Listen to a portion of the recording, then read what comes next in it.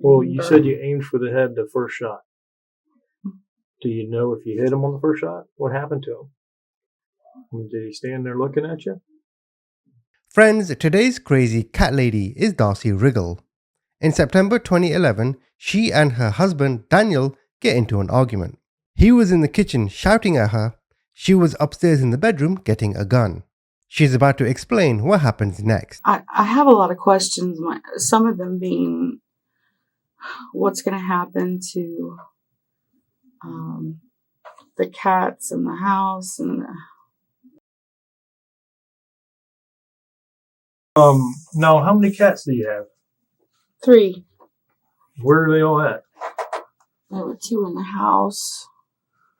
Where do they normally stay? I mean, do they hide like under the bed or something? No, they usually run around the house. We have a big cat and a small cat. Are they kittens or like, full grown? Full grown. They're just smaller. One's bigger, one's smaller. And then you have another and then one. I have another small one, Ruby, outside. Okay. Earlier, whenever we talked to you, you talked about how you were mad at the way he was talking to you and stuff. Remember that conversation? You said you're mad, and then you came back and said something. Well, that wasn't an excuse for what happened, or right? What it's not an excuse for what I did to him. Okay. What did you do to him? I mean, you called it something earlier. You said a word earlier that kind of. I mean, I killed him. Starts with him. I murdered him. At that point, you put the gun down, and you went and you found some money. Yeah, I took my purse, put some money in it. Where did you get the money from? Oh, that's money that we've gotten from selling our tools and stuff. Okay, how much was that? Do you know about how much? I think they said it was $900. Did you know how much it was? Roughly, it was $900. No, I didn't. Not exactly. Okay. What did you do? You put it in your purse, and then you had on the same clothes that you were found in. Those were the clothes that you had on when you shot him? Yes. Okay. Did you wash up? Did you change or anything like that? No. Okay. You took the keys and you got into the car and you drove out. Where did you drive to? I try and think real hard. Drove to. I was in such a rush just to get away. Why? Well, I wanted to run away because I was scared and. Scared of being caught? I wasn't even sure if it happened or not. And saw the police car, and I pulled over and I waved him down. Mm-hmm. And he came over, and then I told him what was going on. So you recognized him as a police officer, and you knew because you're in the right mind that he can help you. Yeah. Okay. And then, what did he do? I mean, I'm a little vague on the details on, like, you flagged him down and you said, I'm hurting or I can't breathe? No, at first he said, are you okay? Or are you hurting or whatever? And I said, I'm really not doing well. I'm feeling lightheaded. Mm-hmm. And I said, there's more to the story than this. And I said that I think I shot my husband. And I told him all the information. And he called rescue to help you. The rescue was there, and they helped, and then they took you to the Clinch County Hospital or something? Clinch County Hospital. I got you. And they treated you for what? Some Um, kind of anxiety or? They took my blood. Mm-hmm. They took a urine test. Mm-hmm. They gave me an Ativan before I went to the jail there. Now, you told me earlier you were taking Seroquel. There was something other with an S. Sertraline, Sertraline. which is Zoloft. Zoloft. Okay. And then what was the other one? It wasn't amoxicillin. There was something else. Seroquel, sertraline, and lorazepam. That's it. What's the lorazepam for? That's for anxiety, right? Anxiety, yeah. Okay. All right. And we talked about this a little earlier, that the Seroquel you ran out of, so you didn't have any. No. Okay. And that's another reason why I was upset. Right. That kind of started the whole ball rolling, huh? And then you took that morning, and I'm talking about yesterday morning, you took the sertraline and the lorazepam, right? Before we continue, friends, I need a quick favor. Some bastard hacked into my Facebook and deleted my page.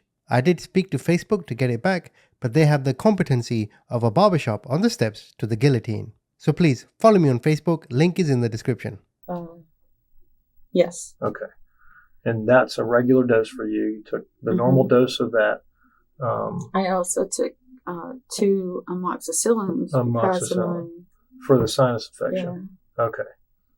And the next dosage that you were supposed to take was going to be at night, right? Yeah. Okay. And so you said you'd stop taking lithium because it kind of made you feel bad. Yeah. Physically, right? Physically, yes. Okay. I couldn't. And then you said that the sertraline and the lorazepam were helping.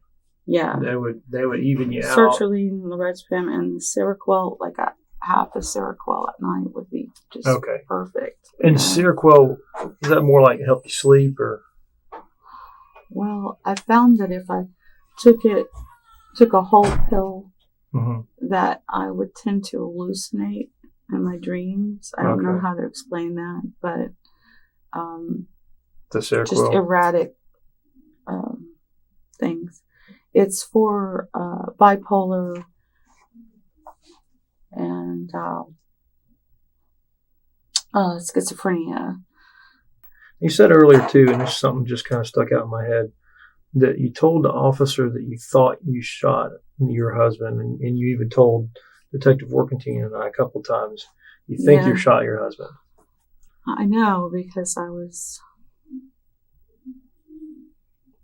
Were you just in your mind kind of minimizing it? No, I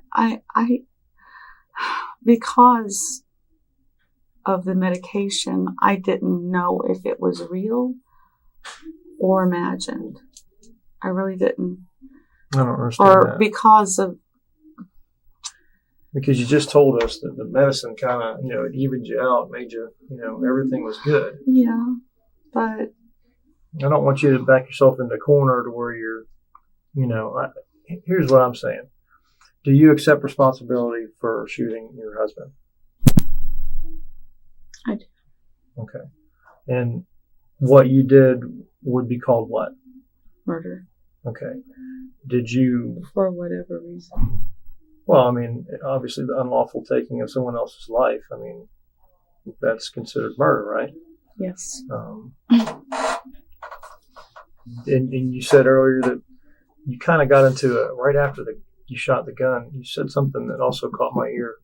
You said that you got into a fight or flight syndrome kind of thing. Had you read about that, or tell me what you know about that? What was that? Oh, well, that's a common feeling of adrenaline, I guess. And that was because of what happened. And obviously, in your case, you did your flight, right? Because you said you immediately wanted to get out of there, right? Yes. Okay. At any point during this, did you stop and think, I should call the cops? Yeah. And why didn't you? Well, I don't know. I was, like I said, running. At that point, I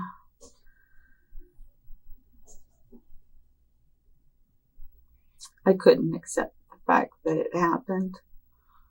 And now, before we continue, I wanted to show you some of the crime scene photos because this house was absolutely filthy. This is one part of the kitchen that you're looking at. And here you can see, is that beer cans? I think if you look to the right, this is the medicine cabinet. And these redacted notes are where her medicines were. This is the gun that she used. To the left of this is where his body is lying in this image. This is the other side of the kitchen. Again, on the floor is where his body is right now. There's blood everywhere coming out from his head. But let's have a look at the trash in this house. What the hell is this? Trash everywhere. Everywhere. These are the bedrooms. This is the bathroom. How were these people living? What the hell? I mean, you agree with me, right? This is a closer up of the bedroom. And these are just some images outside the house. But in case you weren't sure, they get into an argument and then she shoots him. But anyway, let's continue. I did eventually go to a police officer. Right. When I realized, wait a minute, I don't have a life. Okay. I really don't. I've lost everything. Kind of realizing that running wasn't the right thing to do, huh? Well, you told me I earlier felt you guilty. wanted to... I felt guilty. You felt guilty? I felt bad, yeah. And then you also said that you wanted to kind of face up to what happened, right? Yeah. Okay. How are you feeling right now? I mean, we haven't really talked about it. I mean, I asked you earlier, were you seeing like green men running around? No. Are you hearing voices other than... I am seeing a little bit of... I can't explain it. It's like movement. Everyone, just looking at that floor, I can see it. It's like movement. Well, I know for a fact it's not moving, but right. I'm seeing it visually move. And you made a note on your, I think it was in your purse that you said you need new glasses. Did you ever get those? No. Okay. Is that maybe something going on with the glasses? Yeah. Okay.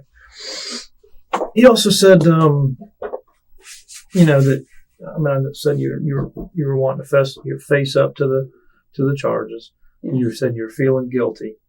And that's why you went and contacted that police officer. And told him what happened. Did anybody up there or us mistreat you in any way? No. Did we threaten you or make any promises to you? No. Okay. And you came back to Jacksonville willingly, right? Willingly, yes. Okay. Yes. And of a sound mind. Yes. It was your own decision, right? Yes. Okay. It was. All right. I just wanted to make sure. I'm really scared, though, because I don't know what's going to happen to me. But on the other hand, I don't think that I even have a right to even wonder about that. You know? Well, I mean, I sense that you may have feelings of regret about what you did. I really do. All right. Are you a monster? No. Okay. So therefore, if you have questions that you want to know what's going on, I'll help you. Okay. I'm not a monster either. Okay. I think what happened was you made a mistake. Could you admit that? A very large mistake. Made in a moment of extreme anger and rage, right? Yes. Okay. So because of that, what questions do you have that I can answer for you that'll help, Well, with knowing all of this that I've told you, and knowing other situations like this, what do you think is going to happen to me now? Well, I mean, I can tell you that And I'm just going to be real with you, okay? Okay. You accept that I'll be honest with you? Yes. All right. A couple of things that I know, first of all, is going to happen. We already had a warrant for murder for you. That was issued this morning by a judge with no bond. Obviously, we're going to serve that, and we're going to take you over to the jail. Mm-hmm. As far as what happens after this, that is going to be something that you and, your family and your attorney are going to have to work out.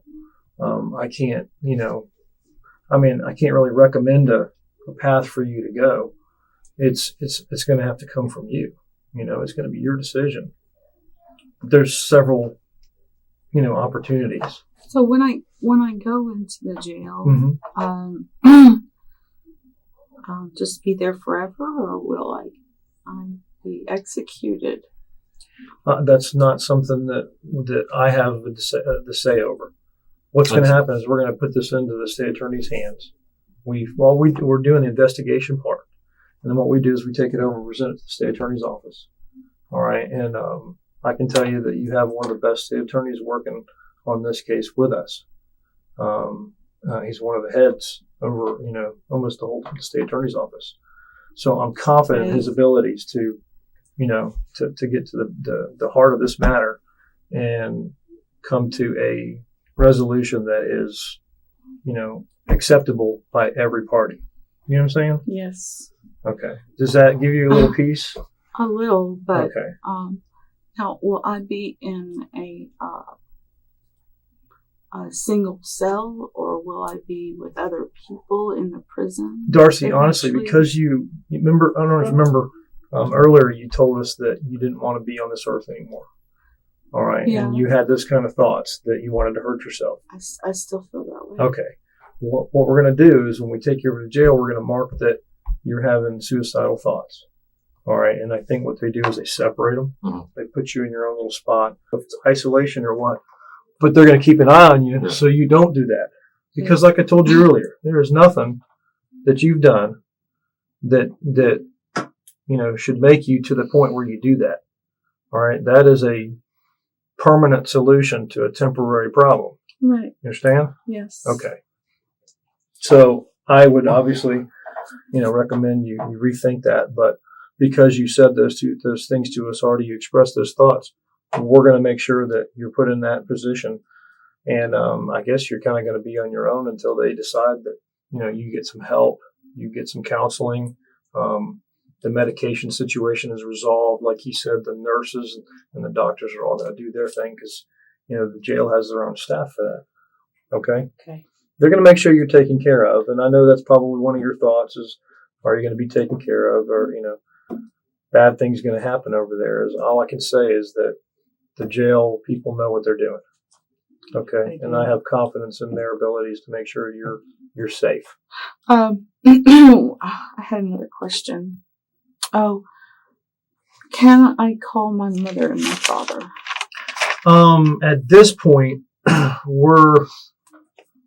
we may do that. What I want to do is go out and kind of bring my sergeant, my supervisor up to speed because this whole time we've been in Georgia, he's been here.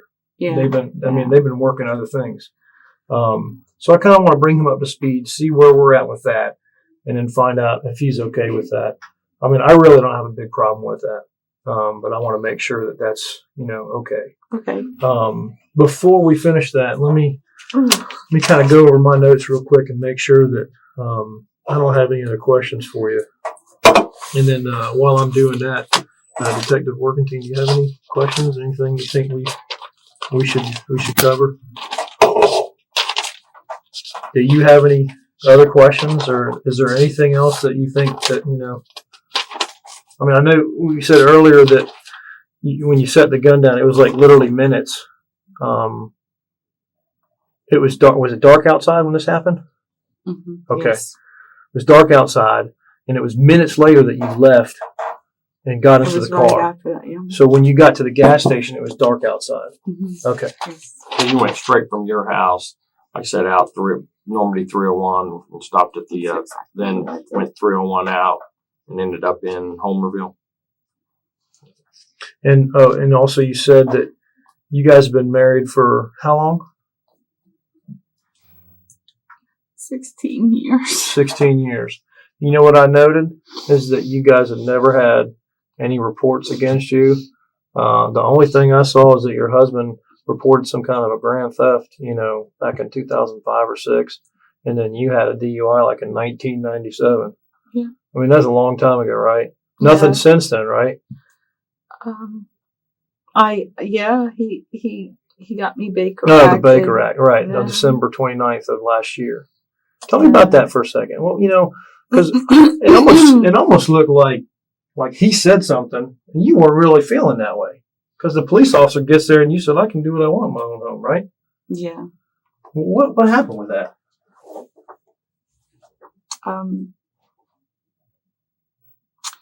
I'd had it in the house. The house was absolutely filthy. We had a wolf, a large animal in the house, and he had some problems. A wolf?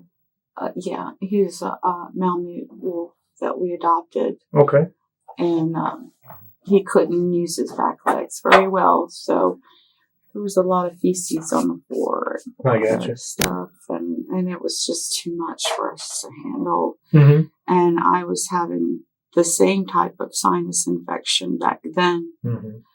And all I said was, "That's it. They're going out until we get this house clean."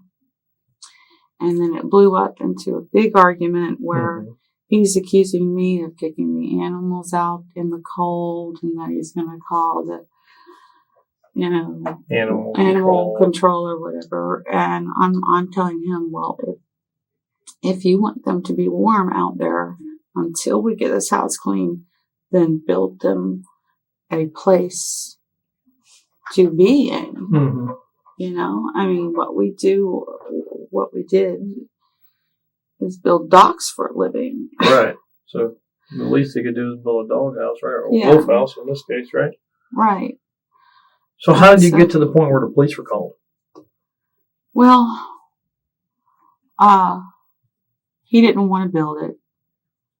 And I just stood over him and yelled at him until he did. And then I said, "Look, you got one day to do it, and this is how it's going to go." And then what happened? It seems funny now. Well, I mean, it is. You kind of made him get off his butt and do something for him, right? But he ended up calling attorneys and calling the police. And so did he make that up? He said something about something green on one of the beer cans. Yeah. And it was poison, like you're poisoning yourself or something. Well, when you think about drinking in general, yeah, maybe you're right. But I was not poisoning myself at all. Yeah, you had no intention of killing yourself. No, he blew that way out of proportion. He did. Okay. And then he got me Baker acted, and then I went to a clinic for a couple of weeks or so in Orange Park. Is that where all the medication started and all that, or what? That's where they started me on the lithium. Okay, and how'd that work out for you? It didn't, huh? No. Okay, when you got out of there, I mean, did you guys talk it out, work it out? Did you ask him what the heck he was doing? I tried to, and then he just kept on, getting more angry and angrier and angrier with me. Did he tell you he was going to leave you? Yeah. Was that what kind of set you off last night? Or did that kind of set you off? One of the things. That's one of them. The fact that he was so cruel verbally to me, I didn't understand. I mean, it wasn't the first time that he had talked to me that way. And I told him the first time, I said, "You're not going to talk to me that way." So his whole thing is more like he just ran his mouth, huh?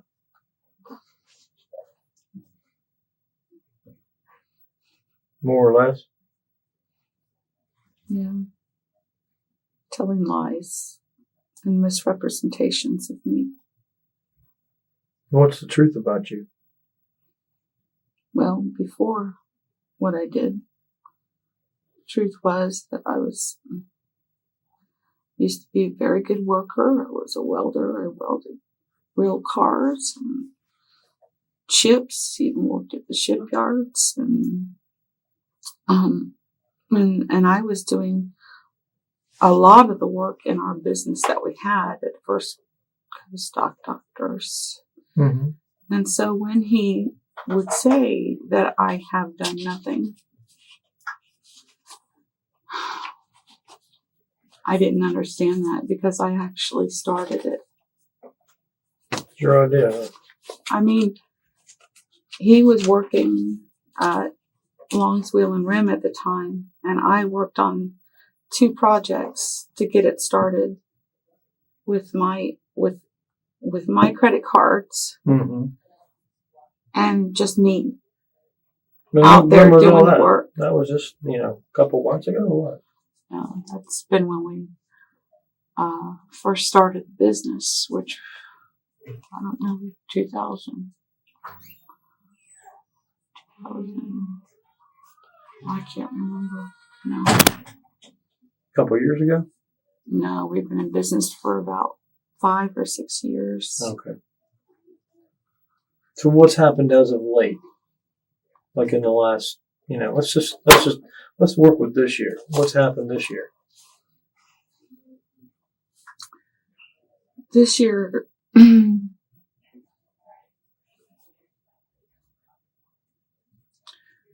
well, I think it started when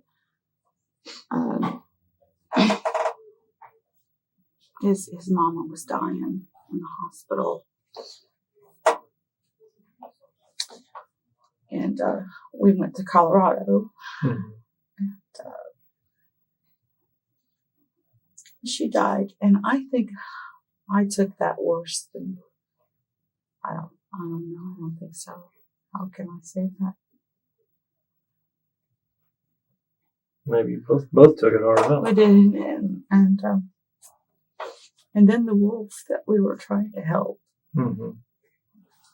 So these things kind of, brought you down, huh? Yeah. And it also caused our business to fail. What did? The mourning. The mourning of process? The loss. Kind of brought you both down then, huh? Yeah. Okay. So it was more than just an anger thing, really, huh? You guys the business was going down? Business was going down.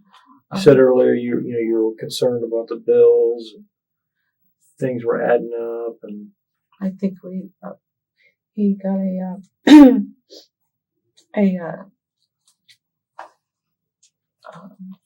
thing from a lawyer to go to court. I think he was supposed to go. Uh-huh. I don't know. Was that like a bankruptcy kind of thing, or it was bill just collector? a settlement. A settlement. A bill.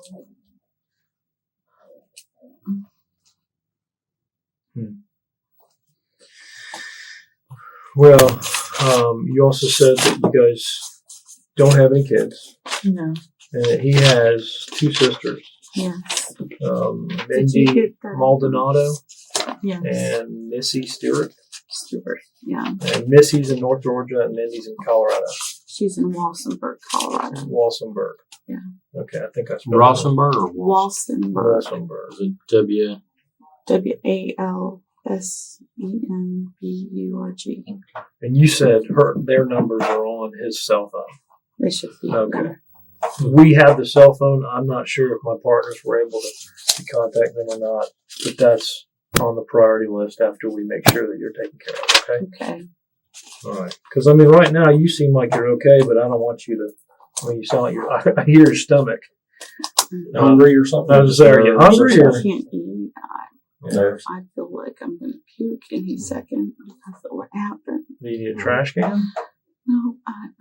Do you want some crackers again? No. Help settle your stomach?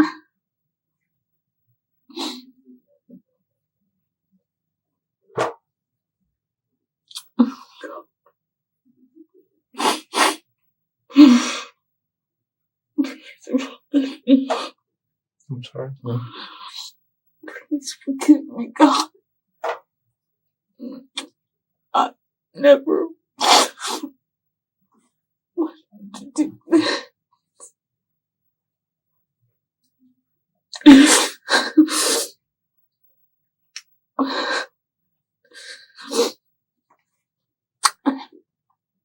I'm gonna help.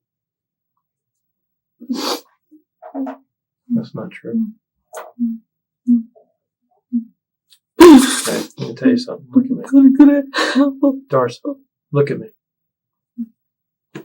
You don't have to. Look at me. You don't have to.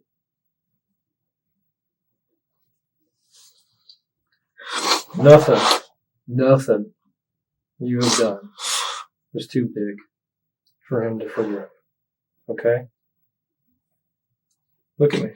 You can never forgive me. Yeah, you can. He'll have to help you, but he can. You can. Oh, God. Let me get you some tissues.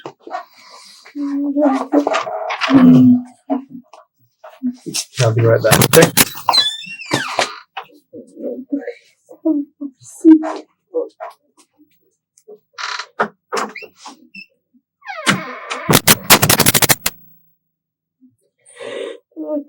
How can I live like this?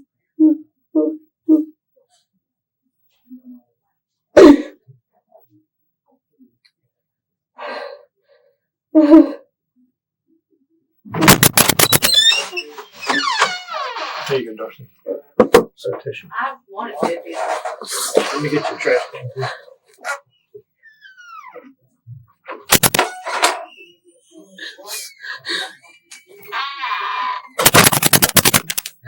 The tissues. Just knock on the door for me. How am I supposed to live with myself like this?